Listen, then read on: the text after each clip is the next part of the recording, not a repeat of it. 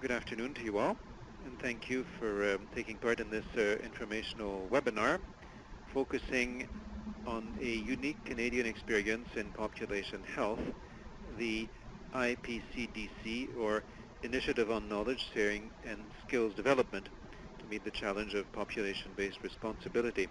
This is a Quebec-based experience that we hope will be of interest to our colleagues elsewhere in Canada and abroad. My name is Armand Boudreau, and I will be moderating this webcast. I work with the Canadian Foundation for Health Improvement as a consultant, especially in the area of quality improvement since 2002. Previously, I was working in the Quebec health system as a senior manager, and at the end of my career as the head of a regional health authority. So, without further ado, the presenters today will be Dr. Jean Rochon, who is currently a consultant at the Quebec Institute for Public Health, and who is plays a major role within the IPCDC, focusing on population-based responsibility. Dr. Rochon is very well known in Quebec and in fact elsewhere in Canada internationally as a former member of the government of Quebec, and in particular he was from 1994 to 1998 Minister of Health and Social Services for Quebec. It's under his mandate that the government of Quebec adopted in 1998 an act to regulate tobacco use in public places throughout Quebec. Dr. Rochon was also Director of the Department of Social and Preventive Medicine at Université Laval, Director of the Department of Community Health at the Centre Hospitalier de l'Université Laval, Dean of the Faculty of Medicine at Université Laval. He was also Chair of a Quebec Government Commission of Inquiry into Health and Social Services from 1985 to 1988, well known as the Rochon Commission. He was an assistant to the Director General of the WHO for Europe, and he was responsible for the creation of a Public Health Programs Directorate for the WHO at the Geneva head office of the organization. So we look forward to hearing from Dr. Rochon. We will also hear from Dr. Pernell Smith, who is a professor at the Department of Management Sciences at Laval University and a researcher at the School for Public Administration at the University of Montreal. She is also a member of the Research Center of the University of Montreal. She holds a doctorate in public health, and her research deals with assessment policies, intersectoral governance, and support for innovation. She has received grants from the Fonds de Recherche du Québec en Santé as well as from federal granting bodies, and has published papers in major international journals. Dr. Smith teaches courses in health system management and program and policy evaluation. And finally, Dr. Denis Roy is a clinical assistant professor at the School of Public Health of the University of Montreal and an associate professor at Université de Sherbrooke and McGill University. Dr. Roy is a specialist in community medicine and is a Harkness Fellow of the Commonwealth Fund in Health Policy. Since 2009, he has served as the Vice President of Scientific Affairs for the Quebec Institute of Public Health, and he supervises the Institute's comprehensive scientific program on the determinants of population health. Dr. Roy is President of the Board of IPCDC, which is, as we've already told you, a broad-based consortium aimed at health system improvement. And he recently published a book on management and governance of health networks. He has held leadership positions and the Montérégie Regional Health Authority, the Ministry of Health and Social Services of Quebec, and the Montreal Public Health Department.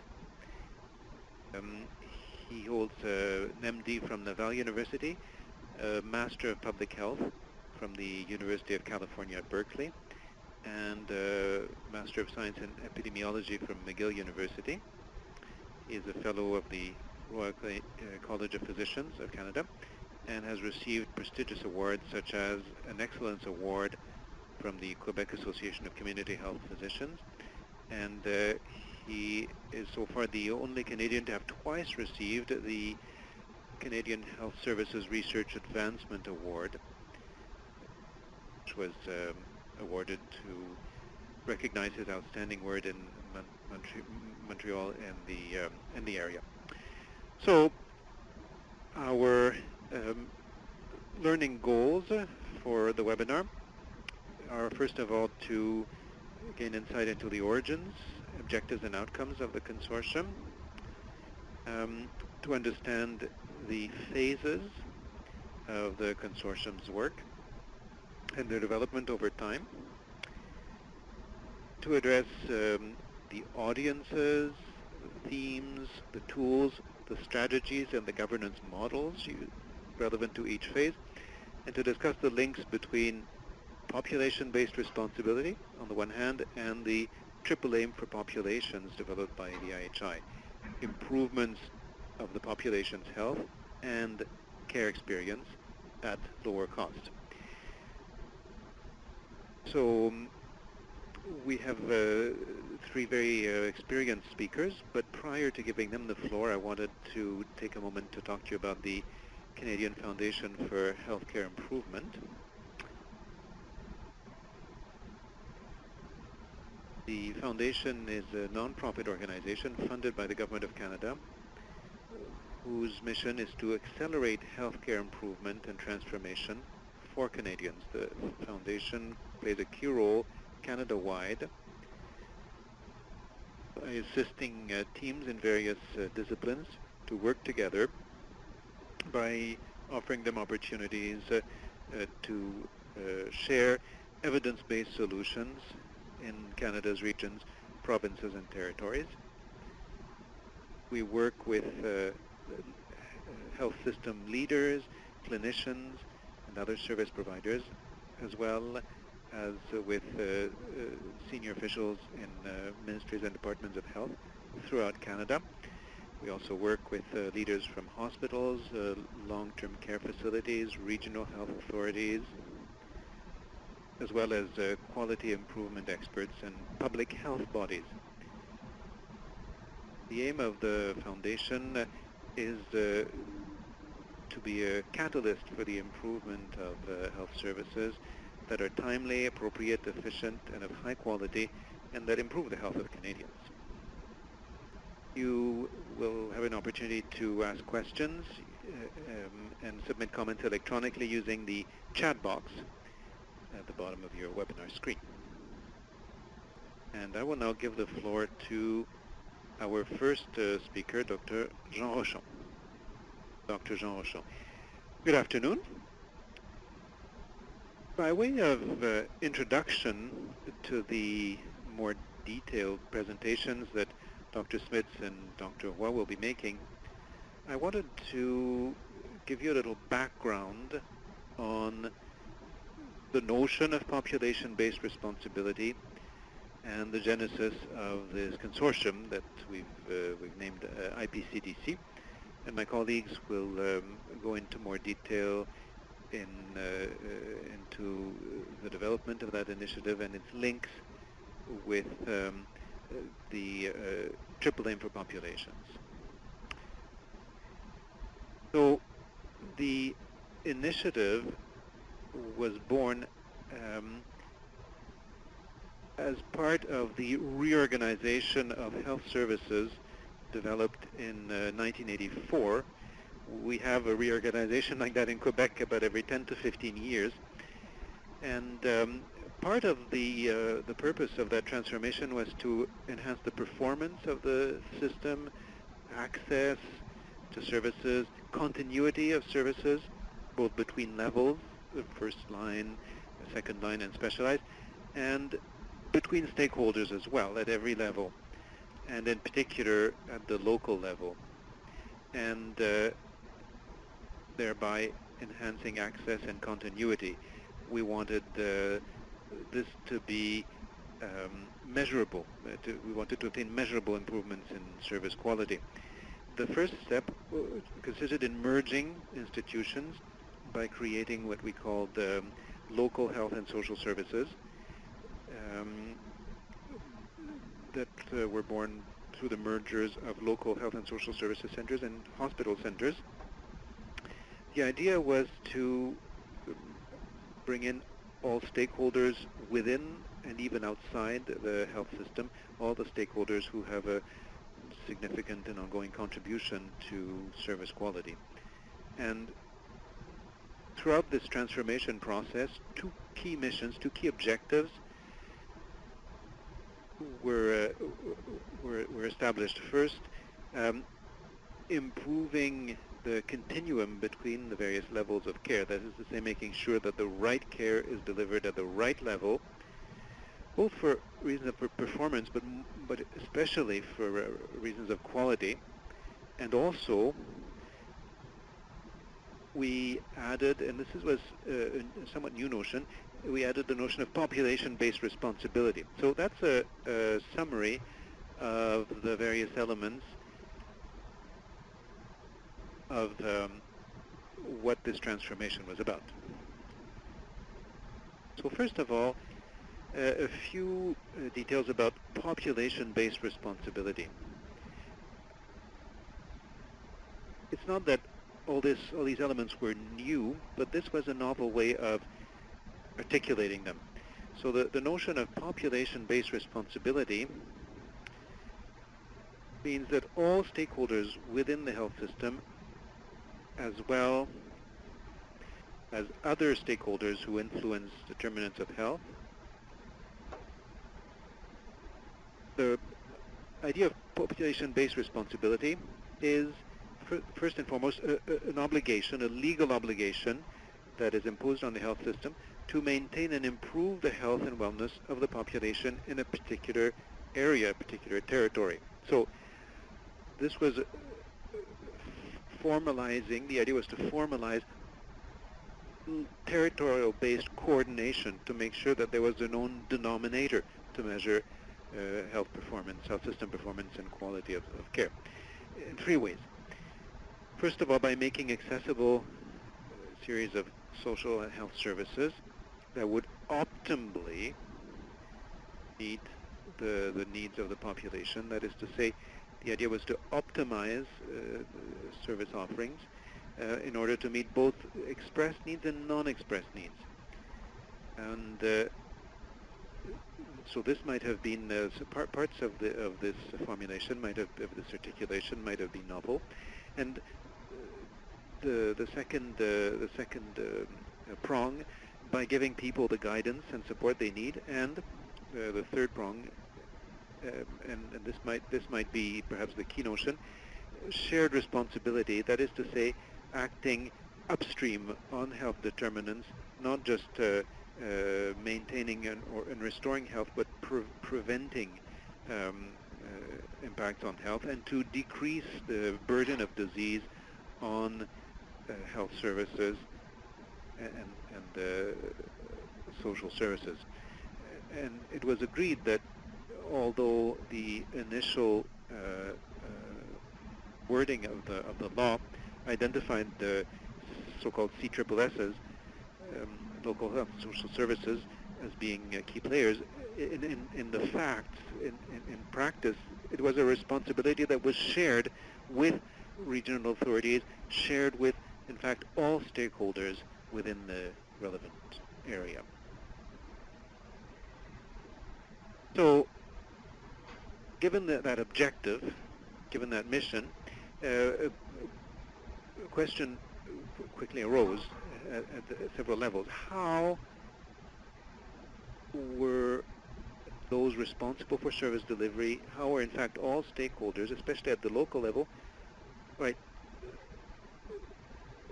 how were they to acquire the means to uphold such a major responsibility and to give effect to the notion of population-based responsibility?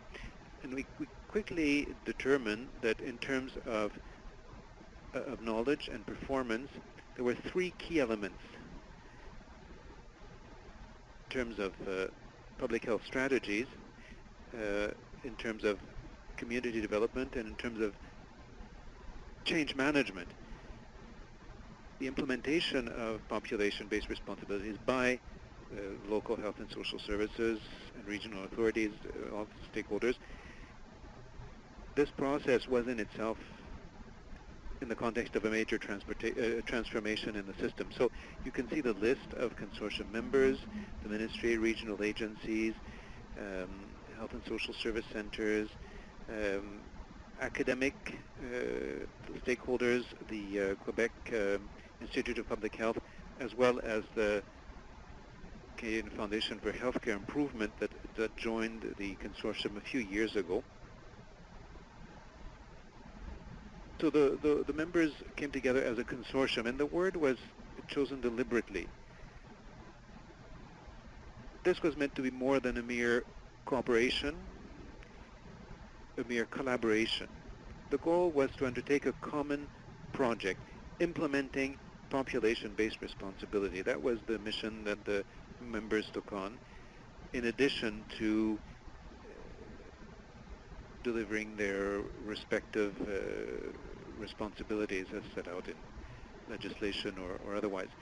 So the consortium's mission was to invent new approaches, to develop new approaches to enhance population health as defined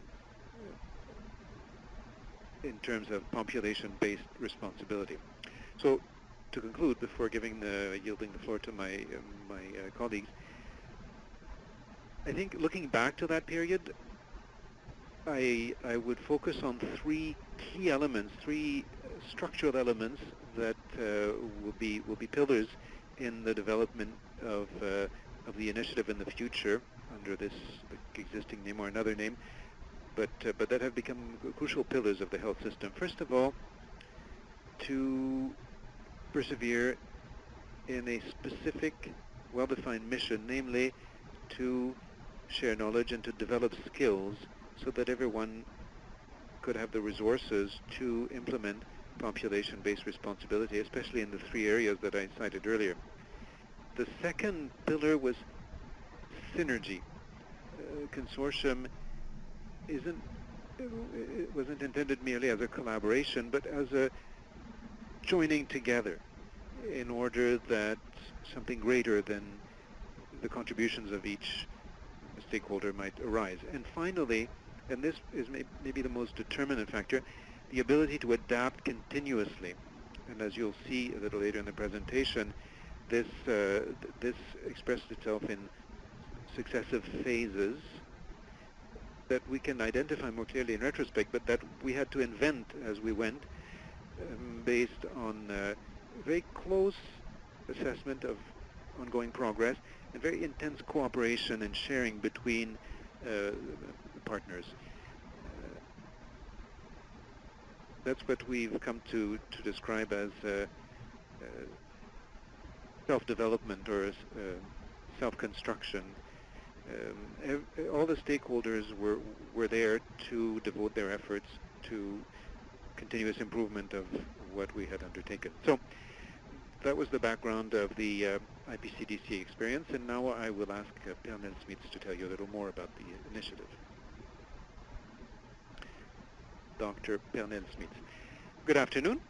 The section I will be addressing deals with the way the consortium set out to support institutions and local health and social service centers in Quebec to implement their responsibility for their population-based responsibility for health. So the consortium was intended as a structure that was created to bring in provincial reform the consortium, if you like, was the tactical link between the reform, the strategy, and operational implementation. So the consortium has operated for about a decade, and I think we can identify a few key characteristics that allowed it to function, to perform, as well as some adjustments that we had to bring over those same 10 years. So key characteristics, I think I would focus on 5 key characteristics of the consortium, and we've called those capital. It's like capital that you bank and can draw on. Over the years, the initiative has developed a number of skills in supporting institutions and local centers, and we can draw on that capital to support other reform implementation efforts. One characteristic is agility, nimbleness. This is the ability of an organization to adapt to changing context.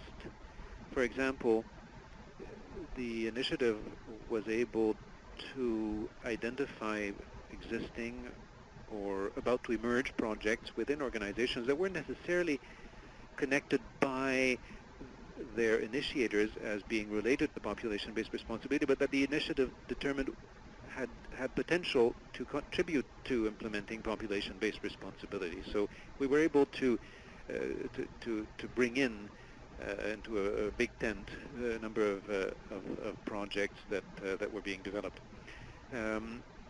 There's also the motivation, the role of motivation, that is to say, for example, just as a coach can motivate an athlete to perform ever better, the consortium was able to stimulate the development of projects and perhaps to accelerate the development of projects within hospitals and local centers, and also to suggest a number of elements that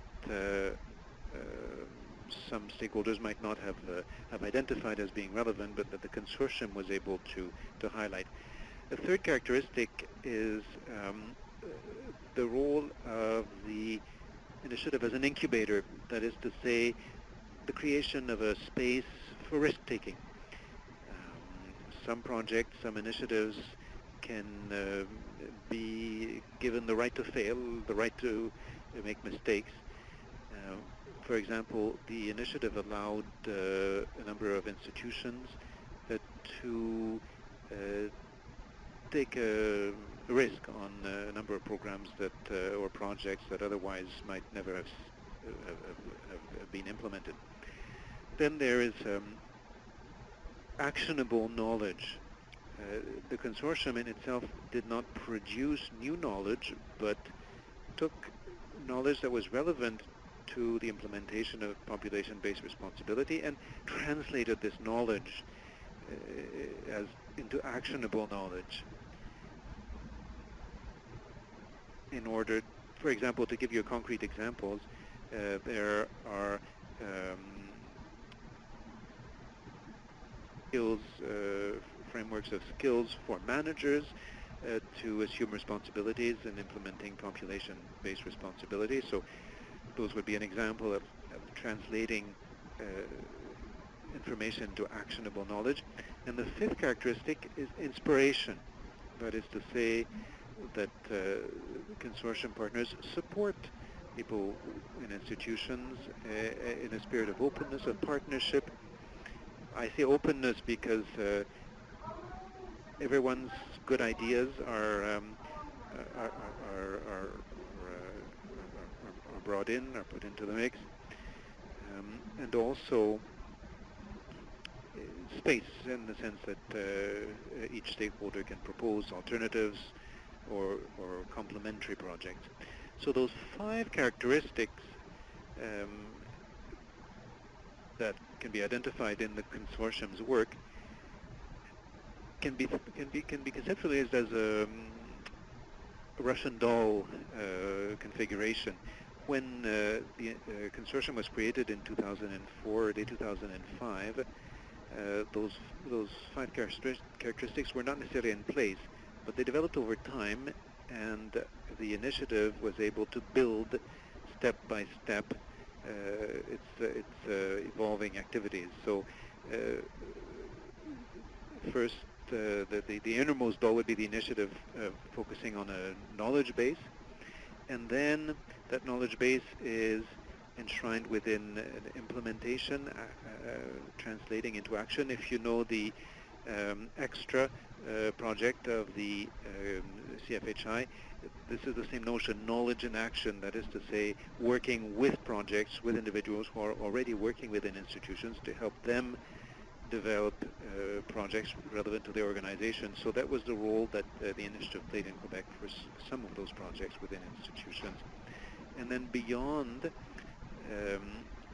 existing knowledge, translating that knowledge into action and supporting projects within organizations, there was also a desire to generalize, to leverage projects implemented within a given institution, to leverage those projects within other institutions, so as to spread the experience.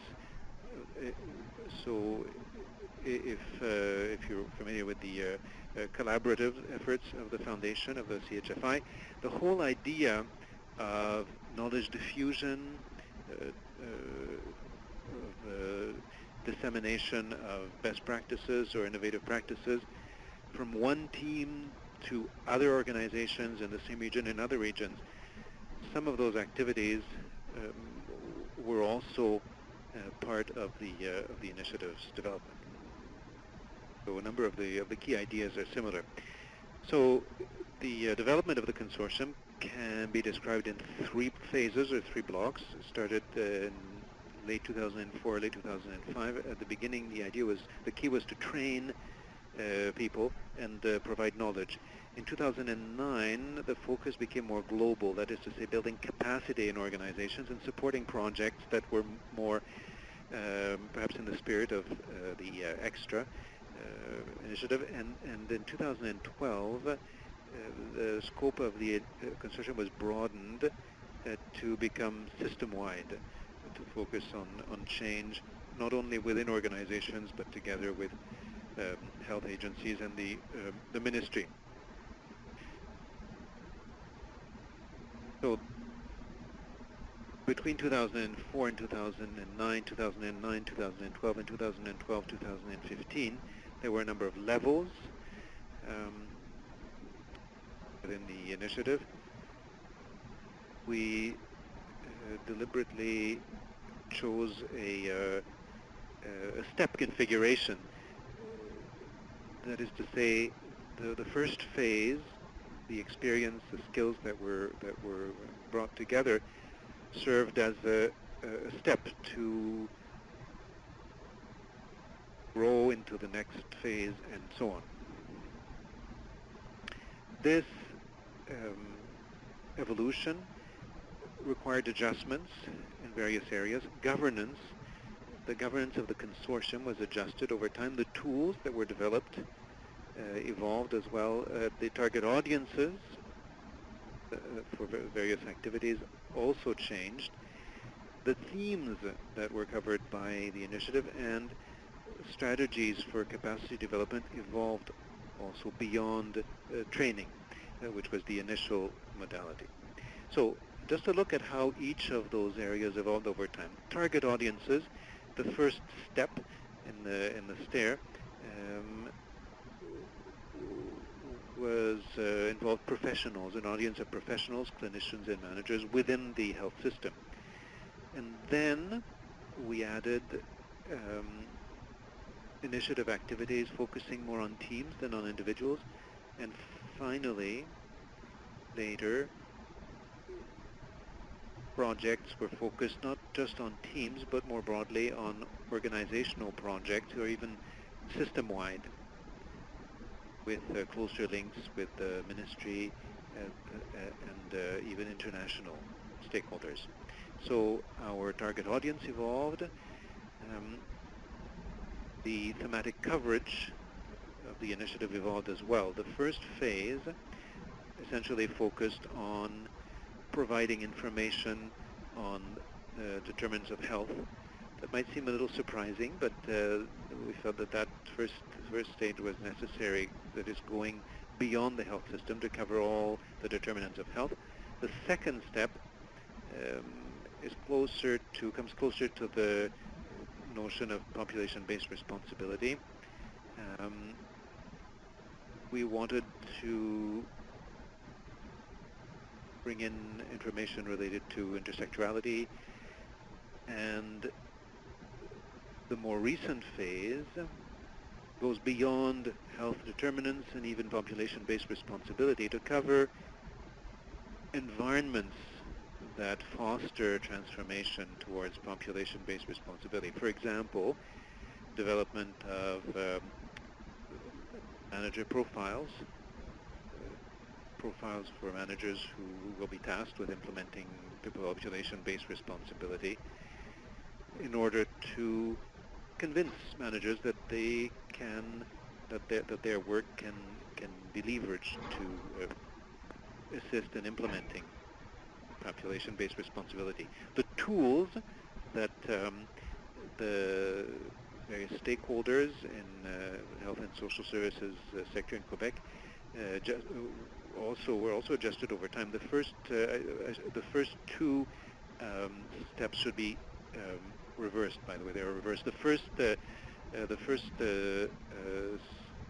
stage involved creating macros. There was also virtual office that was developed jointly by all partners within the initiative. The second stage involved developing thematic guides or fact sheets on specialized topics and special areas of knowledge.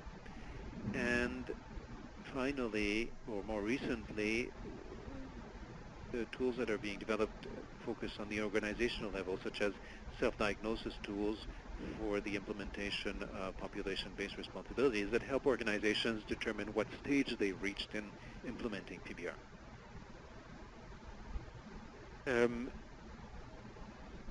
The consortium strategy for developing continuous improvement capacity has also evolved over time. Initially, we wanted to transfer knowledge that we had, so it was pedagogical, namely conveying knowledge, transferring knowledge. The second stage involves not just transferring knowledge, but co-development of training, that is to say, learning together with stakeholders.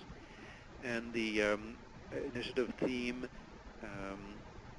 developed certain training programs based on the needs of various local health and social service centers. And then the more recent phase has involved a broader strategy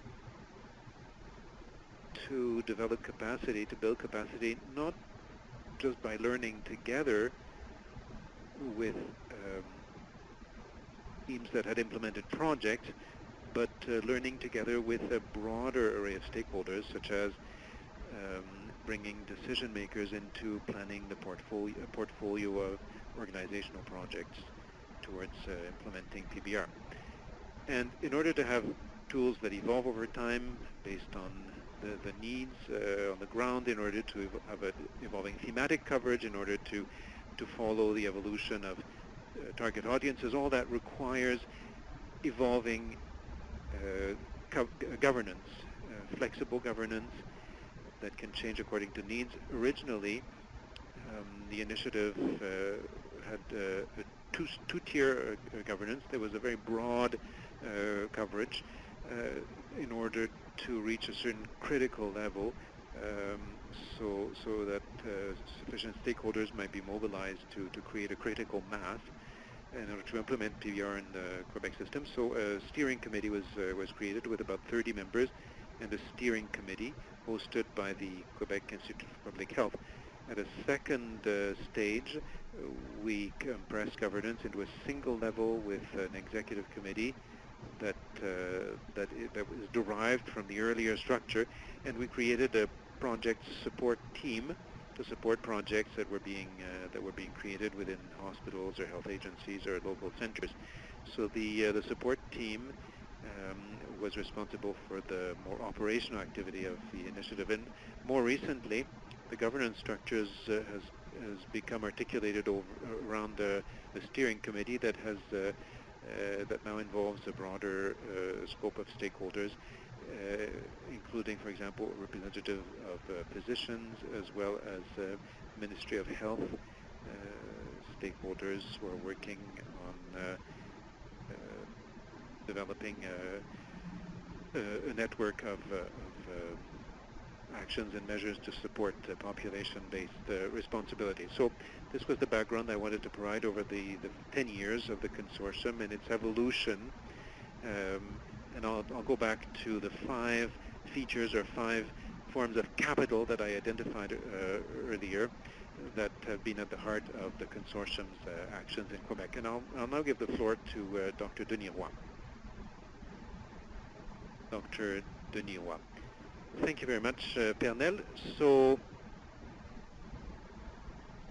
we have, as Dr. Smith was telling you, we have acquired a certain capital focused on the notion of population-based responsibility. And at this point, we're reflecting on the next steps, because right now in Quebec, and many of you know that, we are undergoing a major rethinking of structures. Key stakeholders are changing. Essentially, the purpose of this wholesale change is to bring in better integration of actors within the health system by integrating all healthcare, public health, social services mandates. And the idea is that the whole system operation would thereby be simplified. And in this phase of major change, senior ministry officials have decided not to continue funding the initiative. The cost wasn't great. It was mostly, the initiative was mostly based on in-kind contributions by stakeholders. So that at the moment the initiative is on pause. The health system is undergoing a period of in-depth change that will probably lead to deceleration of performance. Research has shown that such change initiatives lead to a dip in performance before the improvement process can resume. So we will continue to disseminate the outcomes of the past 10 years of work, and we're also in a period of critical reflection about the next steps, and I wanted to say a few words about that. First, everywhere in Canada, there's a conversation ongoing about the triple aim for populations, namely the desire to advance simultaneously healthcare, the health experience, the care experience, and optimization of resources. In public discourse, in the media, in the public, there is a very strong desire to control expenditures and to make sure that every dollar invested is invested effectively.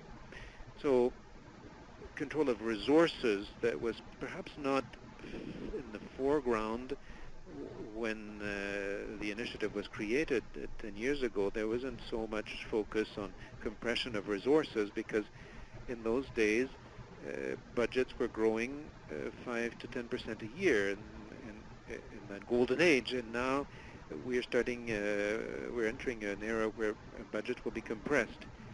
So what will be the vision that will guide the new territories that will be born through the merger of regional authorities and local centers. So these organizations will have responsibility for populations. Should those organizations not ground their strategy in the vision of the triple aim?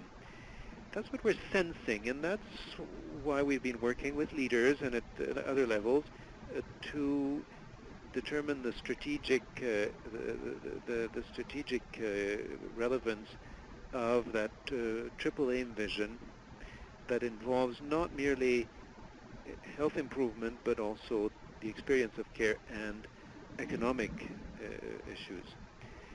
In order to implement this vision, three preconditions are required, and we believe that they exist in Quebec right now. First of all, responsibility towards a defined population. Second, a commitment to provide universal coverage for members of the population by merging all the health and social service mandates. And finally, this is a very important condition, the existence of one organization that plays an integrating role, that is to say, that is accountable for the three aims, but aims that are in tension towards each other. We want to improve health, optimize costs, and improve care. And there are difficulties in balancing all those, and therefore a strategic locus for decision making and for balancing is required. And perhaps the new centers for health, local centers for health, can become the new loci for population-based responsibility, as Dr. Rochon was describing. And population-based responsibility involves an integrated services continuum from optimal health to end of life, through screening, acute care. We know the idea of integrated services is well known, but that will have to involve all kinds of themes, the course of life from early childhood to old age, mental health, trauma, safety, healthy lifestyles, prevention of chronic conditions, and so on. And the integrated health centers that will play the integrated role, the integrating role, will have to not merely play a balancing role between stakeholders, but also focus on the expressed and unexpressed needs of the population, especially by focusing on the health determinants, first line or primary health offering that is properly calibrated, and with appropriate linkages with specialized services. So that is a major change management project. Right now, we are creating new structures that will carry that responsibility, but that will inevitably be called upon to evolve. And that's where the capital that's been accumulated by the IPCDC can be drawn on. Even though the initiative is now on pause, there might be a role in the change process. Change doesn't happen by hoping it does. Know-how, knowledge are required. In fact, in the change management process that we're going through in Quebec, we've already seen instances of areas where know-how and knowledge can be added. The future of the initiative has to consider the 6 levers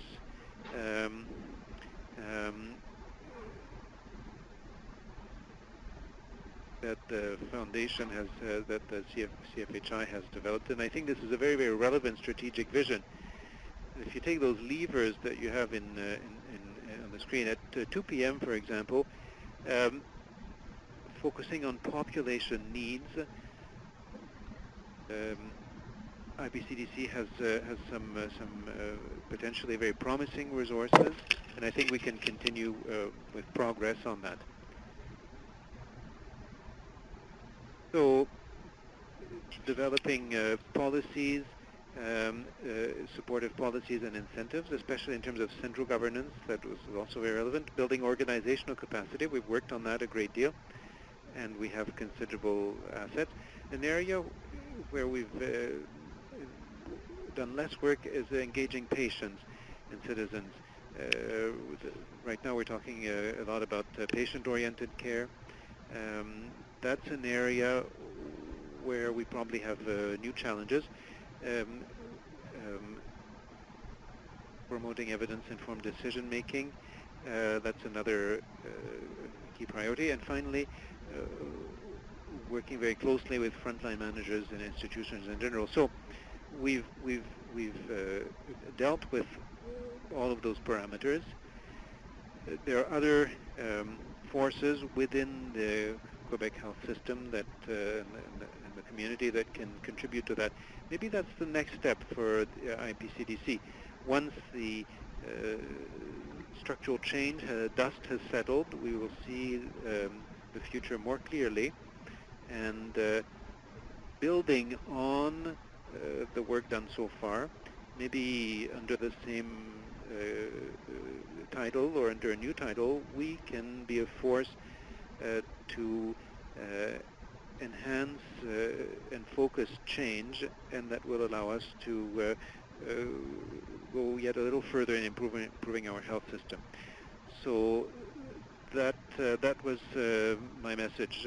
On the one hand, it's tragic in a way that our initiative was not continued in the form that it had taken in the past, but in reality, the ideas that we've started to develop, started to uncover, are extremely powerful. We are on pause. We have to let the storm abate, prepare for the next stage, and reemerge stronger than ever. Armand Boudreau, thank you very much. We only have 5 minutes left for our discussion period, unfortunately.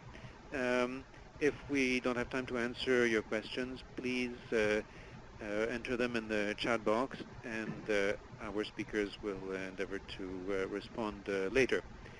I have 2 questions from the English side, so we look forward to hearing those. Yes, our first question is from Robert Burns at Island Health. He asks if there were any community members participating in the consortium or any local or municipal government representatives. Dr. Jean Rochon. I think that Denis Roy at the back end of his presentation referred to that point. So far, in the IPCDC experience, I can say that we were there, we were getting there. There have been on-the-ground collaborations with people in the municipal, local sector in terms of projects. So that's the point we had reached in our discussions, namely developing a strategy in order to broaden the consortium without bogging it down. That is to say, broadening the consortium beyond just the health and social services sector. Municipalities, the school system, and people who have experience of the health system as community members or patients. So depending on the form in which the initiative will be resurrected, this is our next phase. Dr. Armand Boudreau, thank you, Dr. Rochon. The second English-speaking question? Yes, the next question is from Primary Health Care, Capital Health. How are non-expressed needs identified? How was it that you were able to get stakeholders together that have various strategies and initiatives that they are responsible for? Just wanting to know a bit more around bringing various stakeholders together if there does not exist shared accountability. Armand Boudreau. Well, maybe Dr. Roy can answer that. Dr. Denis Roy. Yes, briefly. 2 key inspirations, 2 key modalities, I would say. The first one, leveraging population-based data on the determinants of health, what we call here health surveillance data. In Quebec, we're fortunate in having a good system for centralizing such information at the at the area level, the regional level. So we were able to compare that data to the data that institutions had, internal institutional data. The second major modality involved discussions between stakeholders. So we involved formal institutional stakeholders, but also a lot of their partners, municipalities, associations, civil society, if you like, and through that consultation process, we were able to ground our work in surveillance data, health surveillance data, but also leverage people's perceptions of the care experience in order to formulate shared judgments on priorities for action. So I think that we were sensitive to those realities, and I can really bear witness to the fact that there's been a lot of progress in taking unexpressed needs into account. Armand Boudreau, thank you. So now we have a question from Marie-Noël Caron, very current question. Despite the pause, the fact that the initiative is on pause, can the initiative still work with projects? Dr. Denis Roy. Maybe Dr. Rochon wants to add something, but we've had to place our work on pause because none of the initiative member organization has the professional capacity to continue. And since we didn't have the additional funding, we were unable to assign competent staff.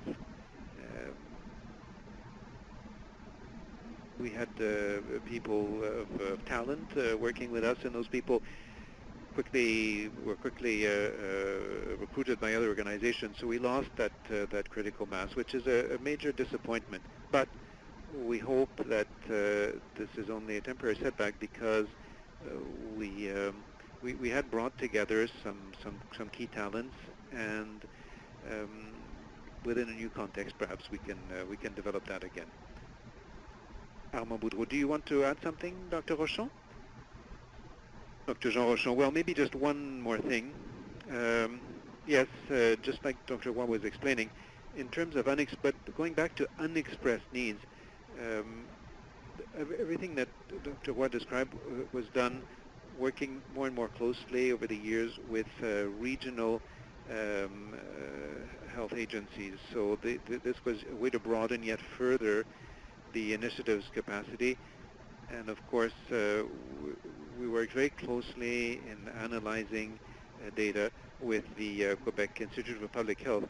The last question about capacity, we make a major effort to keep in close touch with the people who were working with us and who have moved on to other experiences, but we hope that we can bring them back together when the time comes.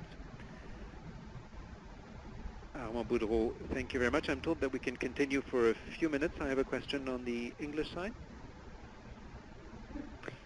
Yes, we have a question from Karen Hetherington. Were there any concrete projects that resulted from this process? Armand Boudreau, I'm not sure who wants to answer that question. Maybe Dr. Smith? Dr. Pernil-Smith. Yes, we've compiled the projects that were supported by the initiative. Now, to give you an idea, so there were projects within the institutions that we supported, but there were also training activities, training seminars, focus groups. Working with local health and social services and agencies, we supported 30 local centers and 10 agencies. Over 340 students were trained in our training programs. 90 people took part in our knowledge transfer activities. 310 people took part in our focus groups, as well as we made presentations internationally and nationally. So 30 local centers and 10 agencies so that gives you an idea of the scope of the concrete outcomes of the initiative.